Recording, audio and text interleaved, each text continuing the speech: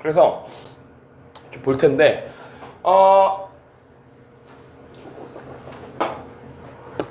우선 얘를 막 외우거나 하실 필요까지는 없어. 근데 이제 그러니까 앞으로 작품을 읽을 때 도움이 좀 되고자 이게 이런 시대에 쓰였던 거니까 아마도 이런 느낌이 있겠거니 뭐 그런 식의 좀 도움을 받을 수 있는 거여서 요 문학사 관련된 내용을 막 메인이라고 생각하실 필요까지는 없습니다.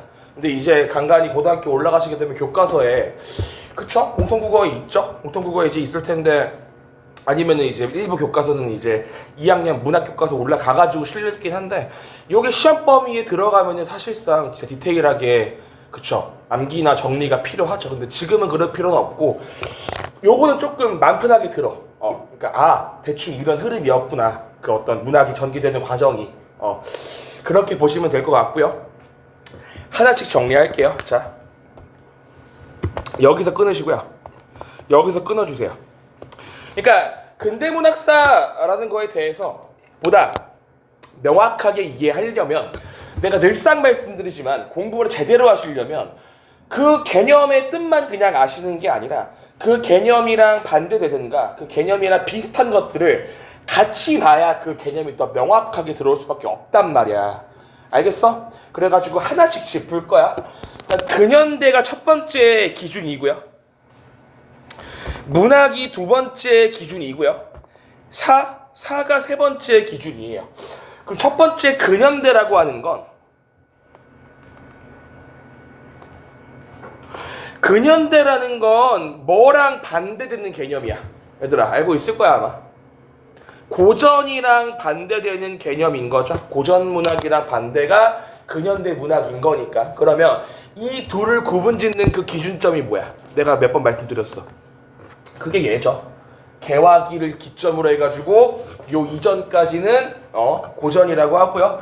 요 이후부터 근현대 문학이라고 하는 거죠. 그래서 요 기준점이 뭐다? 개화기다. 개화기라는 건 꽃이 피는 시기를 말하는 게 아니라 문화를 개방하는 시기야. 우리나라가 이제 흥선대원군 때까지는 통상수교 거부 정책, 쉽게 말씀드리면 세국 정책이라 그래가지고 문호 개방을 안 했는데 요때 거의 뭐 자의반 타의반 반강제적으로 이제 오픈을 시킨단 말이에요.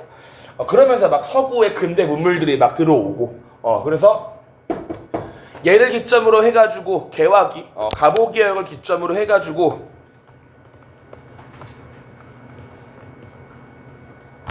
고전에서 근현대로 넘어가는 겁니다. 이해했어요? 갑오개혁은 뭐냐면 갑오년에 일어났었던 개혁인 건데 얘는 뭐 그렇게 중요한 내용은 아닌데 갑오개혁이라고 부르기도 하고 갑오경장이라고 부르기도 합니다. 개혁이 좀 더 뉘앙스가 센 거라고 생각하세요. 경장도 변화의 의미이긴 한데요. 간간히 이제 교과서 보시다 보면은 갑오경장이라고 쓰여 있는 교과서도 있긴 해가지고 여러분들 갑오경장은 뭐지? 라는 이제 의문이 들 수가 있어서 갑오경장이나 갑오개혁이나 똑같은 뜻이다. 뉘앙스의 차이다. 좀 더 변화가 급격했다라고 보는 어떤 뉘앙스가 담겨 있는 게 갑오개혁 쪽이고 갑오경장이라는 건 조금 변화가 되게 완만한 어떤 그런 변화였었다라고 보는 게 갑오경장 쪽인 거라고. 됐어요? 자, 그래서 갑오개혁이 쉽게 말씀드리면은 우리나라에 있었던 최초의 근대적 개혁이야. 주로 그 내용이 뭐냐면 그 내용이 신분제 폐지하고요. 신분제 폐지하고요. 상투 트는 거 없애고요. 노비 없애고요. 신분제가 노비랑 조금 다릅니다. 얘는 산업공상의 구분을 말하는 거고요. 노비는 말 그대로 천민, 중인 계급이랑 천민 계급이랑 애초에 다른 거여서 요런 식으로 중세 봉건적인 질서에서 근대 민주적인 어떤 그런 사회로 이 변화를 모색했었던 시기가 그 시기의 과도기를 개화기라고 한다. 알겠어? 그러다 보니까 개화기 직전까지는 고전 소설이었다면 개화기 이후부터 이제 작품들을 신 소설이라고 하는데 말 그대로 이 신은 뉴할 때 그 신입니다. 그래서 고전 소설이랑 다른 류의 소설이 처음 등장하기 시작한 거죠. 그러면 우리는 알고 있어요. 야, 아래 내용 나와 있지만 위에 쓸게요. 그냥 고전 소설의 가장 큰 특징은 뭐냐면 우선적으로 얘들아, 인물들이 어떤 인물이야? 입체적 인물이야? 평면적 인물이야? 평면적 인물이죠. 그쵸? 평면이란 말 무슨 말인지 아시죠? 악인은 처음부터 끝까지 악인, 그쵸? 선인은 처음부터 끝까지 선인, 성격이 안 바뀌는 인물을 평면적 인물이라고 하는 거 아니야? 그쵸? 그게 바뀝니다. 이때 오게 되면은 입체적 인물로 바뀌어요. 똑같이 전형적 인물이 위주죠. 본인이 속해 있는 그 집단의 특성을 크게 거스르지 않고 있는 그대로 따르는, 그러니까 노비면 노비답게, 양반이면 양반답게 사는 게 전형적인 인물인 건데, 요게 신소설로 오게 되면 전형의 반대말이 뭐였어요? 개성적 인물이었습니다. 개성적 인물. 알겠어? 노비인데 노비처럼 안 살아. 그러니까 노비거나 여자면은 글을 배우거나 쓸 수 없는데, 아니야, 난 내가 노비거나 여자라고 하더라도 내가 쓰고 싶은 글을 쓸 거야 라고 하면서 그 전통적 질서 혹은 본인이 속해 있는 그 집단의 어떤 그런 질서를 거스르려고 하는 인물들이 막 이 작품에 막 등장한다는 소리인 거라. 알겠어? 그런 움직임이 보였던 게 신소설이라는 소리인 겁니다. 대표적이 뭐냐면 여기 아래 나와 있는 이인직의 혈의 누인데요. 이인직이라는 사람이 아주 유명한 친일파예요. 이완용 통역사야. 이완용 통역사였고, 친일파라는 이야기를 내가 왜 하는 거냐면, 혈의 누의 내용이 뭐냐면, 아마 내 예상컨대 여러분들 읽을 일은 거의 없을 거예요. 아마 읽게 되더라도 막 고3쯤 가서 연계교재 이런 거에 그냥 조금씩 그냥 전문 말고 부분 수록된 거를 그냥 보는 정도일 거여서 전문 읽어볼 일은 없을 텐데, 나도 안 읽어봤는데, 이제 뭔 내용이냐면, 그 여자 주인공이 막 어디 가다가 막 도적대한테 막 강도를 당해, 겁탈당해. 근데 그 도적이 조선인이야. 그거를 누가 구해주냐면 일본 군인이 구해줘요. 그러니까 왜 그렇게 썼냐면, 당시 조선인들은 이 무지몽매해서 뭔가 이제 어떤 근대적인 인식이 없어서 인권에 대한 존중이 이제 없어가지고 그런 식으로 뭔가 어떤 강도니 뭐 도둑질이니 뭐 그런 거를 이제 한 거를 이 일본인들은 이 메이지 유신 때부터 이 근대적으로 이 서구적으로 이 뭔가 깨어 있는 상태여서 그런 무지몽매한 조선인들을 이게 뭔가 처벌하고 교화시키는 뭐 그런 역할을 뭐 한다라는 인식이 깔려 있는 거야 여기. 알겠어? 신소설이라는 게 쉽게 말씀드리면 아까 말했던 것처럼 여기서 벗어나서 여기를 지향하는 건데, 이게 너무 막 극단적으로 가게 돼서 선을 넘어버리면 이인직처럼 친일을 하는 거라고.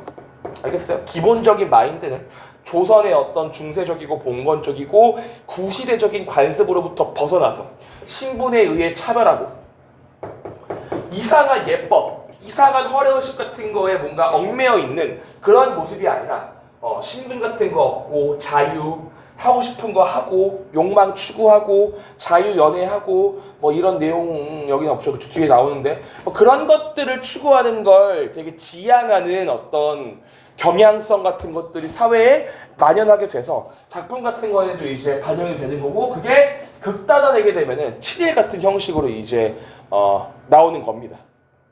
알겠어요? 그런 게 일단 하나가 있고요. 2차적으로는 역사 전기 소설이라고 되어 있는데 살짝 얘랑 대비되는 개념이라고 생각하시면 돼. 그러니까 얘가 살짝 우리의 어떤 전통이나 우리의 어떤 관습 같은 것들로부터의 탈피를 지향한다라고 치면은 역사 전기 소설은 뭐 대표작 말씀드리면 얘 말고요. 대표작은 신채호의 이순신전이라고 있습니다. 여러분들 신채호는 아마 작가보다는 그 이제 독립운동가로 좀 더 많이 아마 접하게 될 텐데 작가이기도 했어요. 야, 그러면은 감이 오시죠? 왜 이때 이런 걸 썼는지 바로 감이 오시죠? 이때가 언제예요? 나라 넘어가기 직전 아니야, 그쵸? 넘어간다 만다 하고 있을 때 아니야. 이순신 장군님이 돌아오셔가지고 우리나라를 먹으려고 하는 외세를 다 쓸어버리고 우리 어떤 자주성을 회복하자라는 경향성도 존재했기 때문에 개화기는 크게 두 축입니다. 새롭게 들어오는 어떤 서구 근대 문물에 대한 뭐 동경, 지향, 그게 한 축이 있고, 그쵸? 요거는 이제 근대화에 대한 지향을 의미하고요. 근대화에 대한 지향과 동경을 의미하고요. 요거는 근대화와 대비되는 우리 민족의 자주성, 주체성에 대한 보존이라고 할게요. 보존. 그러니까 너무 근대화만 지향하게 되면은 우리의 자주성과 전통을 잃을 거 아니야. 이 둘은 동시에 있어야 되지 않겠어요? 그렇죠? 그래서 이런 어떤 양가적인 분위기가 개화기 때의 주류였다라고 보시면 됩니다. 외우려고 하지 마시고 그냥 그랬구나라고 하세요. 알겠어? 어차피 못 외워. 근데 그러다가 1910년이 되고 나와 있는 것처럼 국권 피탈, 한일합방 조약을 맺습니다. 이 조선이라는 나라가 없어요. 일본 식민지가 돼. 그래서 요때부터를 볼 건데, 요때부터인데, 그래서 요 10년 3.1운동 직전까지의 시기를 우리가 일제강점기 1기라고 부르고요. 1기라고 부르고, 요때를 일본이 우리를 어떻게 통치한 시기라고 부르냐면, 아마 아실 분들은 아시겠지만 무단통치 시기라고 합니다. 무단통치 시기. 아니 일본 입장에서는 바로 이제 식민지 이제 지배했으면 기강을 좀 잡아야 될 거 아니야. 그래야 이제 저 땅에 못 살게 굴고 수탈도 하고 할 거 아니에요. 그래가지고 이 빡세게 기강을 잡는다고.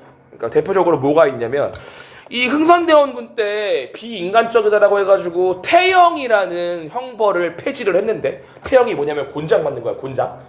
너무 이거는 반인간적이다라고 해가지고 없앴는데 태영을 부활시킵니다.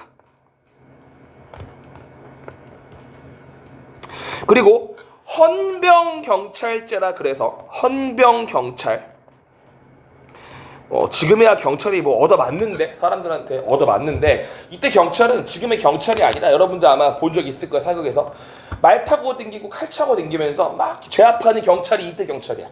헌병경찰. 그리고 교원의 칼착용을 허용합니다. 교원이 뭐죠? 여러분들 학교 쌤들이 칼 차고 있어. 말 안 들으면 막 칼로 막 제압해 막. 그쵸? 어목했던 시절이었겠죠? 그쵸? 그래서 요런 식으로 기강을 빡세게 잡아서 10년 동안 진짜 말도 안 되게 억압하고 수탈하고 막 진짜 못살게 구니까 빵 터진 거죠. 그게 3.1운동으로. 그래서 요때 하나 기억하실 건, 요때 최초의 근대 장편 소설이라는 게 이제 탄생하고, 그게 이광수의 그 유명한 무정이에요. 얘는 왜 여러분들이 읽을 일이 없지만, 물론 읽을 수도 있어요. 이것도 전문 읽을 일은 없겠고 아마 그 부분 수록된 것만 아마 읽게 될 텐데, 나중에 최초의 장편 소설인 거고요. 어떤 느낌인 거냐면, 여러분들 우리나라 최초의 소설이 뭐예요? 이거 읽은 적 있을걸? 뭡니까? 뭐예요? 무슨 신화? 금오신화죠, 그쵸? 김치습의 금오신화, 그쵸? 옛날에 쓰인 거 조선 전기 때, 그쵸? 요게 최초의 소설이고요. 최초의 한글 소설은 뭐야? 이게 홍길동전 아니야. 아니 그니까 이거 여러분들이 몇백 년 지나가지고 아직까지 배우고 앉아 있는 거야. 그런 측면에서 이광수의 무정은 최초의 장편이라는 표현은 좀 그렇고요. 최초의 근대 소설이라고 하겠습니다. 그러니까 얘네랑 다르게 요때부터 최초의 어떤 이 근대적이고 서구적이지만 굉장히 어떤 이 하나의 완결된 장편의 형식을 갖춘 어떤 그런 양식이 처음 등장했다는 소리인 거여서 이제 이광수의 무정이 여러분들이 항상 배우는 작품이죠. 그래서 요때가 어목했던 시절이어서 출판물 검열, 신문 폐간, 언론 출판 자유, 억압 등등등 이 굉장히 뭔가 이 억압되는 어떤 그런 사회 분위기가 이제 있었는데, 쉽게 말씀드리면 이광수의 무정의 포인트는 뭐냐면 이것만 기억하세요. 이광수가 강조하는 건 뭐냐면 계몽이에요. 계몽이라는 게 뭐야? 알아야 돼 이 말. 꿈에서 깨운다는 뜻이에요. 영어로 기억하시는 게 더 적절하다고 봐요. 영어로 뭐라 그러냐면 enlightenment라고 해. enlightenment. 야, 이 n이라는 접두사가 붙으면 뒤에 있는 걸 어떻게 한다는 뜻이야. 뒤에 있는 걸 하게 한다는 뜻이야. 그러니까 뭔 소리냐면 밝게 만든다는 뜻인 거라고. 어두웠던 상태를.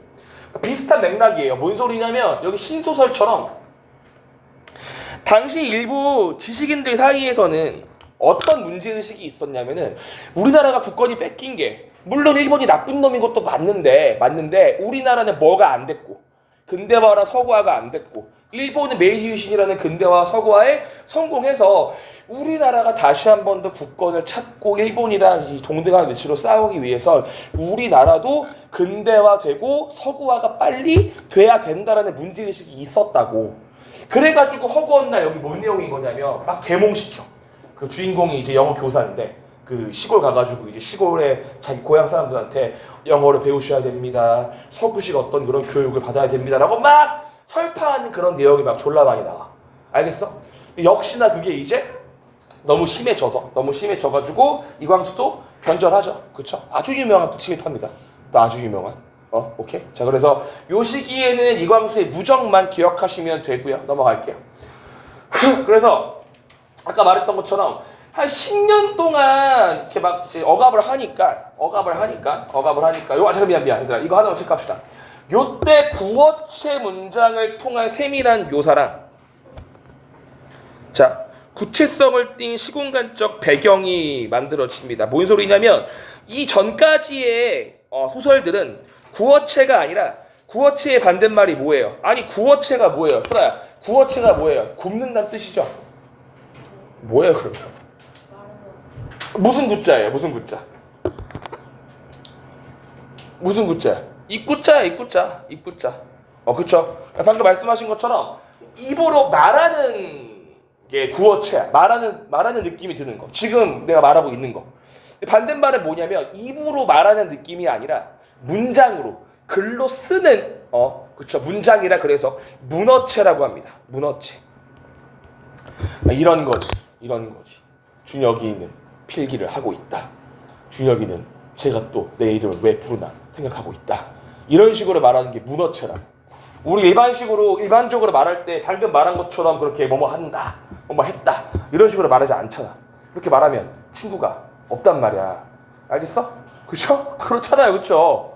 그래서 그 전까지는 문어체 위주였었는데 이때 구어체를 활용한 우리 이제 실제 하는 어떤 그런 입으로 하는 말을 이렇게 반영한 문장이 구사가 되고요. 그래서 여러분들 앞으로 고전산문 같은 거 읽다 보시면 자 쓰세요.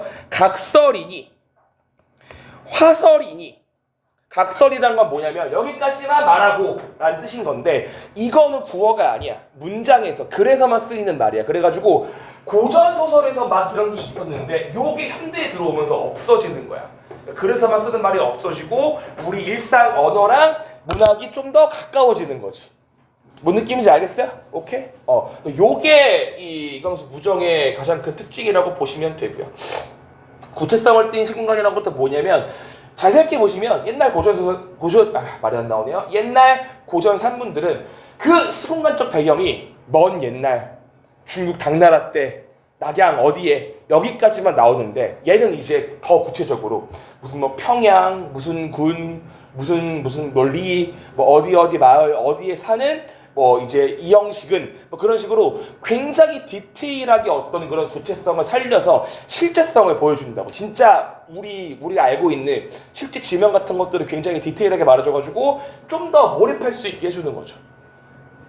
그래서 요게 있었고요. 요게 이제 3.1운동 이후로 또 한 번 더 이 체인지가 되는데 이 3.1운동이 아까 말씀드린 것처럼 너무 일본이 이 못살게 구니까 빵 터진 거란 말이야. 요거를 보고서 일본이 깜짝 놀란다고. 얘들아 현우야 누가 널 막 때려. 어떻게 해야 돼? 가만히 있어요. 어떻게 해야 돼요? 너무 착해가지고 그쵸? 똑같이 때려줘야 되지 않을까? 그쵸? 그러니까 이렇게 뭔가 공격에는 공격으로 대갚음을 해줘야죠. 잘 알고 있으신 것처럼 공격에 공격으로 대갚음해주는 게 아니죠. 그쵸? 대표적인 비폭력 저항 아니에요.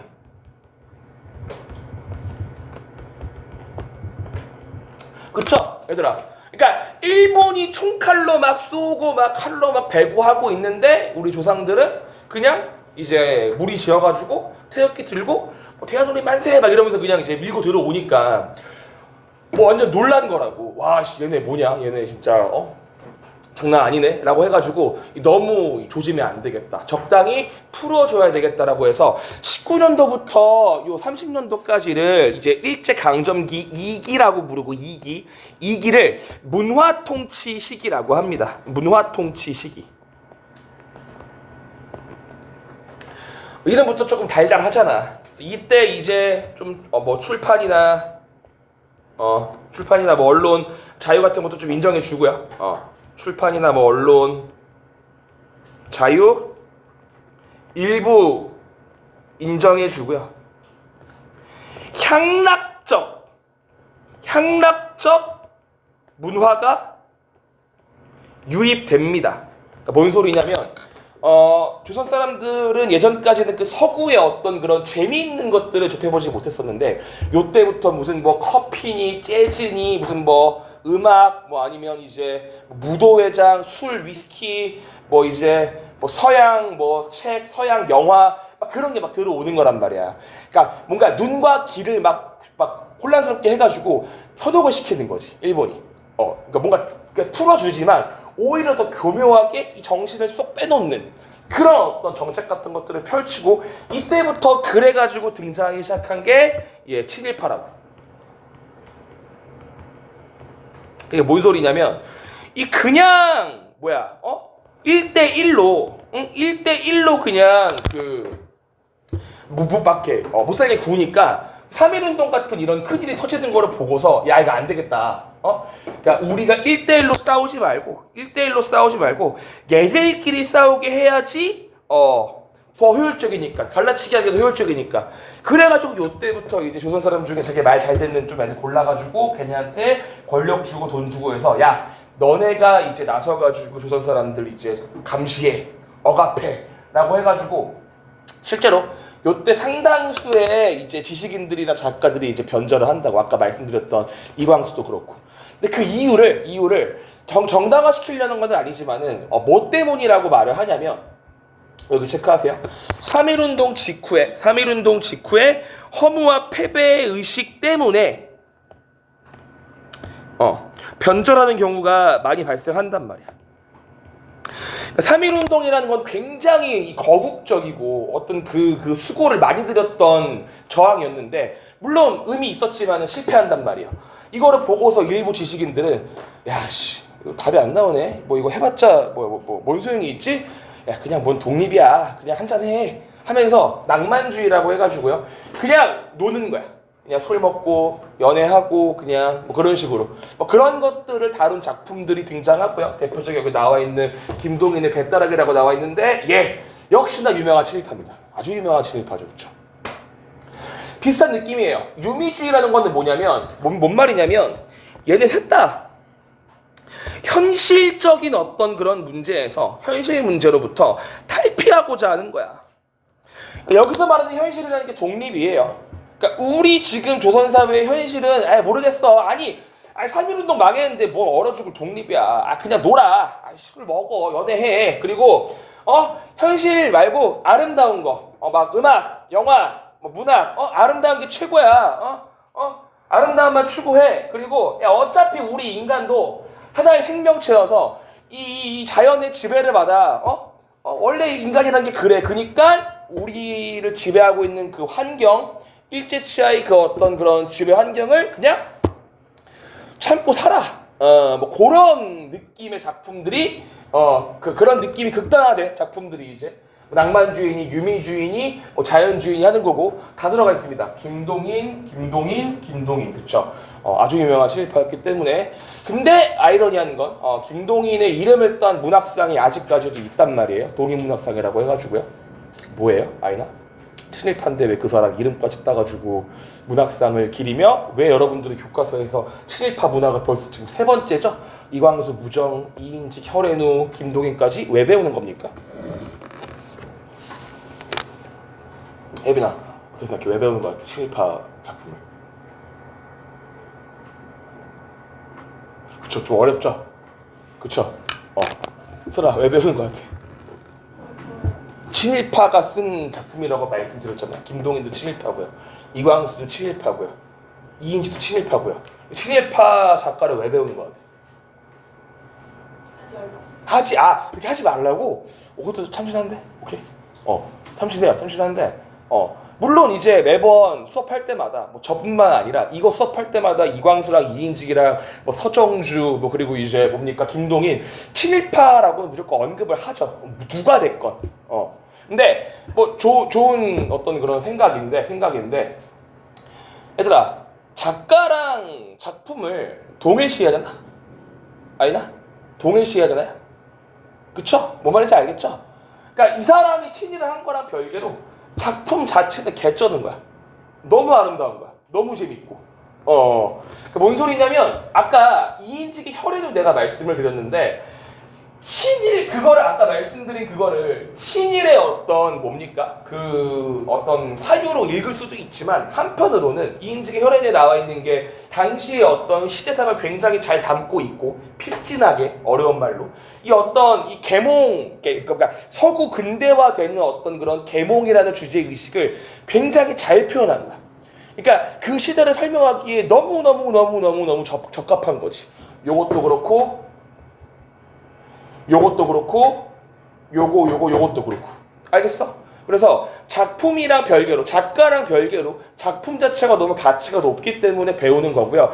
똑같습니다 얘들아. 막말로야. 백석 우리 그래도 익숙해요. 백석 물론 공산주의자 아니었지만 말년에 이제 김일성 찬양하는 시를 쓴단 말이야. 고향 돌아가서 그럼 그렇다고 그래가지고 백석이 쓴 모든 작품이 다 문제가 있나? 아니죠. 그쵸? 작가랑 작품은 별개라는 뜻이에요. 별개라는 뜻이고 작품 자체로서 가치가 있기 때문에 어쨌거나 여러분들 교육과정상에 있는 거고 어차피 매번 수업할 때마다 여기 나와 있는 이런 김동인이니 이광순이 뭐 서정준이 뭐 이인직이니 친일파라는 건 다 언급을 항상 하고 이제 뭔가 잘못됐다라는 걸 언급을 하니까 그렇게 구분 지으셔야 된다는 소리야. 알겠어? 오케이. 그래서 여기까지 봤고요. 현실을 탈피하는 어떤 일련의 경향성이 있었다라고 친다면 현실을 탈피하지 않고 오히려 더 현실에 천착하는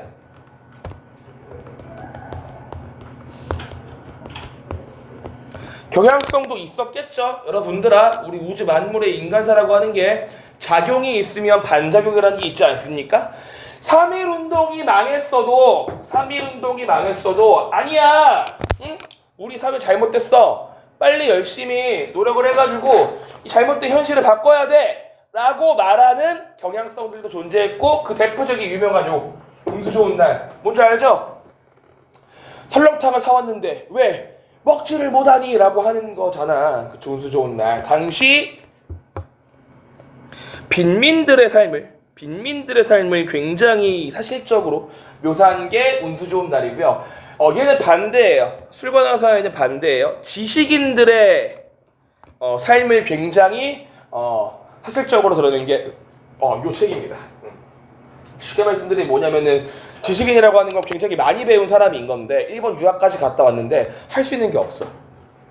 내가 많이 배워왔어도 독립이나 해방이나 광복에 도움이 안 되고 내 앞가림도 못해. 취업이 안 돼가지고 어떻게 했어요? 굉장히 자괴감이 들겠죠. 그래가지고 이 망할놈의 사회가 나한테 술을 권한다. 뭐 그런 내용이야.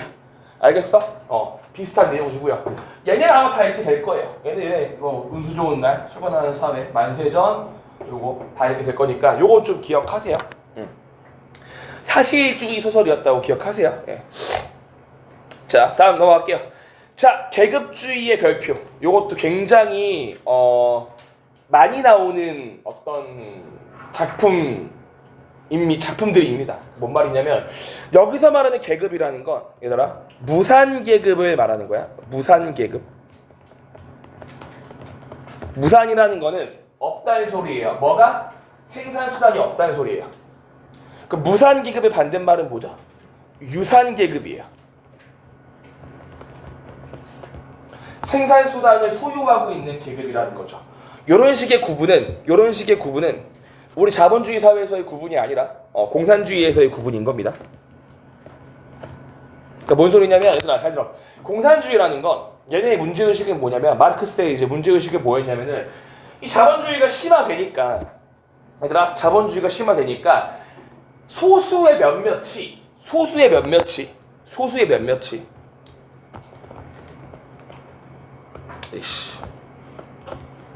생산수단을 개인이 독점해서 이 생산수단과 관련된 어떤 부당한 이득을 이 뭔가 이제 취하고 있다라는 거야. 얘는 뭘 말하는 거냐면 얘가 공장, 얘가 회사를 말하는 거야. 쉽게 말씀드리면 뭐냐면 이 공장장, 회사 주인, 사장이 본인들이 이거를 소유함으로써 거기서 일하고 있는 노동자들을 착취하고 있다라고 보는 거라고. 그게 너무 심해져가지고 뒤집어 엎어야 된다라고 보는 게 마르크스의 생각이었고 공산주의의 기본적인 모토야. 그래가지고 이거 생산수단을 괜히 독점하지 말고 공동으로 생산 수단을 소유하자. 나라 전체에서 그렇게 보고 있는 게 공산주의의 모토라고요. 근데 잘 들어. 지금이야 이게 말도 안 되는 쓰레기 이념이라는 게 확인이 됐죠. 근데 요때예요. 20-30년 때에 여러분들이 읽으실 작품에서는 공산주의랑 사회주의를 긍정적으로 읽어야 돼. 그 이유는 뭐냐면 그 당시 때는 센세이션 했고요. 그 당시 때까지는 아직 실패를 안 했어. 굉장히 획기적인 생각이었다.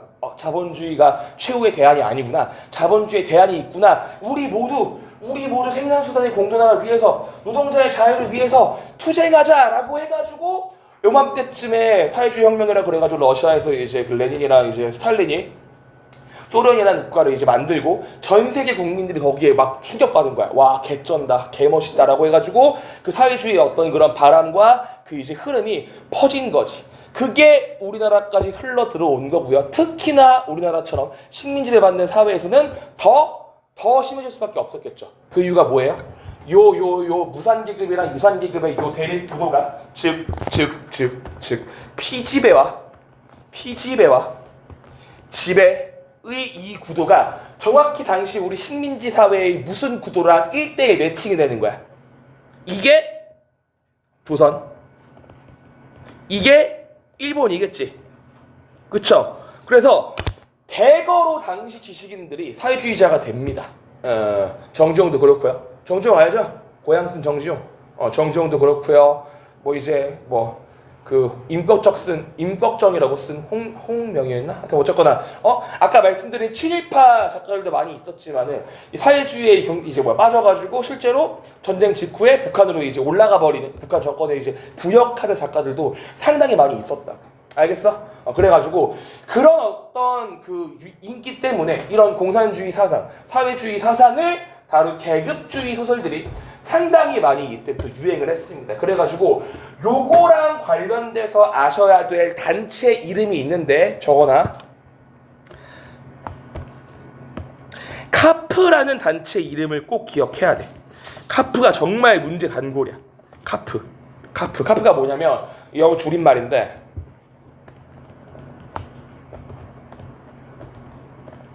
KAPF 코리아 아트 프롤레타리아 포스. 프롤레타리아는 게 뭔 소리야? 노동자 연맹이라는 소리야. 그러니까 작가들이 우리는 조선의 어떤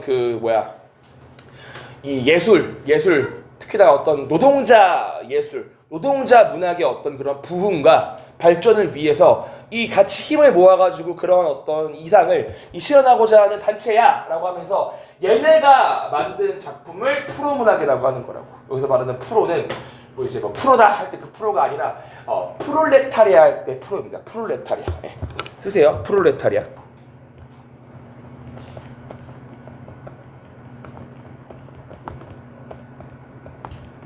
노동자라는 소리예요. 노동자.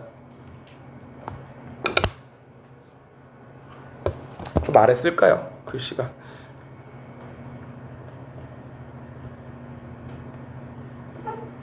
됐어요? 오케이. 자, 그래서 20년대까지는 이렇게 왔죠. 그 다음에 요때가 되면은 일제강점기 3기라고 하고요. 3기. 이때가 되면은 일본이 완전 전쟁 미치던해야 됩니다. 그러니까 뭔 소리냐면 내가 말한 적이 있을 겁니다. 예. 이 지금 이게 일본이고 조선이고 중국인데 이게 지금 한창 그 2차 세계대전 막 터질 때 그때쯤에 일본이 미국이랑 무슨 조약을 맺냐면 가스라 테프트 밀약이라고 해서 뭔 말이냐면 일본이 대만이랑 조선을 먹는 걸 오케이를 하고 오케이 하면 미국이 필리핀이랑 동남아를 먹는 걸 오케이를 하겠다라고 이제 미국이랑 이제 협정을 맺는단 말이에요. 그러면서 내걸었던 조건이 뭐냐면 야 일본 너네 올라가지 마.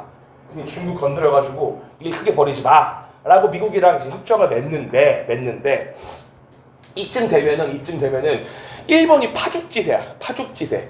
당시에 아무도 일본이 패망할 거라고 보지 않았다고. 너무 세가지고 막 진짜 막 다 이겨. 막 청일전쟁, 러일전쟁 막 다 이기고 막 저기 태평양 군도에서 막 날라댕기고 막 이래. 그러니까 일본이 기고만장해진 거지. 내가 제일 잘 나가. 이러면서 31년도에 만주사변을 일으킨다고. 만주사변이라는 거는 뭐냐면 이 지역을 만주라고 부른다라 그랬습니다. 만주에 가서 똥을 쌌다 소리가 아니라 그쵸 대대적으로 이제 뭡니까 뭐 학살이니 뭐 전쟁이니 뭐 이제 이런 걸 일으켜서다가 만주국이라는 괴뢰국을 이제 만들어서 본격적인 중일 전쟁에 나선다고. 근데 말했죠. 미국이 건드리지 말라 그랬는데 건드렸어요. 그래가지고 야 왜 건드려? 지원 끊는다. 석유 끊는다라고 하니까 미안 알겠어요 하지 않고 빠가야로 라고 하면서 이제 미국이랑 싸우는 거죠. 그래서 그게 이제 진주만 이제 공습을 그때 하는 거고 정신 나갔죠. 그러면서 정확히 전선이 지금 양분되는 거 아니겠습니까? 얘들아 상식적으로 한 군데다가 몰빵을 해도 지금 부족한 상황인 건데 여기다가도 물자랑 분량 분해야 되고 여기다가도 지금 물자랑 분량을 보내야 되니까 물량이 딸려요 안 딸려요? 딸리죠. 어떻게 해야 돼 준혁아? 딸리면 더 이상 자국에서만 충당이 안 돼. 분인이나 물자가 어떻게 해야 돼? 일본이 본토에서만 충당이 안 돼. 어떻게 해야 돼? 식민지에서 다 못 뽑아다 써야지, 그치? 그래가지고 이때부터 징용이랑 징병 시키는 거라고. 위안부니 뭐니 해가지고. 알겠어? 이해했어? 자, 그런 느낌이야. 이 당시 때는 굉장히 대외적으로 굉장히 전쟁이 심해지고 뭔가 혼란스러운 정국이야. 지식인들 입장에서 대다수의 지식인들은 남성이었단 말이에요. 물론 여성 작가도 있었죠. 근데 남자들 입장에서 어떤 두려움이 생겨요? 일본이 전쟁을 일으켰어. 그쵸? 끌려갈 거란 두려움이 생기겠죠? 그쵸? 얘들아, 나도 24년도 12월 달 그때 전쟁 끌려가는 줄 알았어요. 너무 무서웠어요, 그때. 실제로. 그런 두려움이 이제 있단 말이야. 그러면서 대외적으로는 그렇고 다시 자 대외적으로는 자 대외적으로는 전쟁에 대한 두려움 그리고 대내적으로 즉 조선 내적으로는 근대화의 명암이 극명하게 대비되기 시작했단 말이야. 뭔 소리냐면 자 우리나라가 어쨌거나 내가 일본을 찾아가려고 하는 게 아니라 어쨌거나 근대화된 건 일본 때문입니다. 물론 그 의도가 우리를 잘 먹고 잘 살게 해주려고 하는 게 아니라 그 중국이랑 싸울 때 이제 병창기지 역할로다가 철도 깔아주고 다 하는 거죠. 그쵸? 근데 어쨌거나 이때 근대화가 되면서 이때 대거로 서구의 과학기술 문화 그런 게 막 유입된단 말이야. 그것 때문에 아까 말씀드린 것처럼 이 근대화의 어떤 그런 긍정적인 측면 재미 혹은 이제 어떤 편리함, 번영 그런 것도 있었지만은 너무 그런 거에 막 취하다 보니까 이 근대화의 어떤 그런 본령은 혁신, 이성, 변화, 비판 이런 것들인데 그런 거를 할 수 있는 어떤 그런 공간이 그러니까 좁아져 버렸다고. 너무 이제 모던 보이네 뭐네 해가지고 이제 어떻게 하면은 이제 그 술 많이 먹을까, 커피 많이 마실까, 담배 필까, 놀까, 어떻게 하면은 이제 서구식으로 사고할 수 있을까. 그러니까 겉껍데기만 서구식이 되려고 하고 속빈 강정이 되는 어떤 그런 문제점들이 상당히 심해졌단 말이야. 이때가 되면은. 그러다 보니까 이대로는 안 돼. 이대로는 안 되라고 하면서 현대 문명의 어두운 측면, 근대화의 어두운 측면이라고 보시면 되겠어요. 근대화 때문에 우리 어떤 인간들의 어떤 정신이나 어떤 내면적인 이제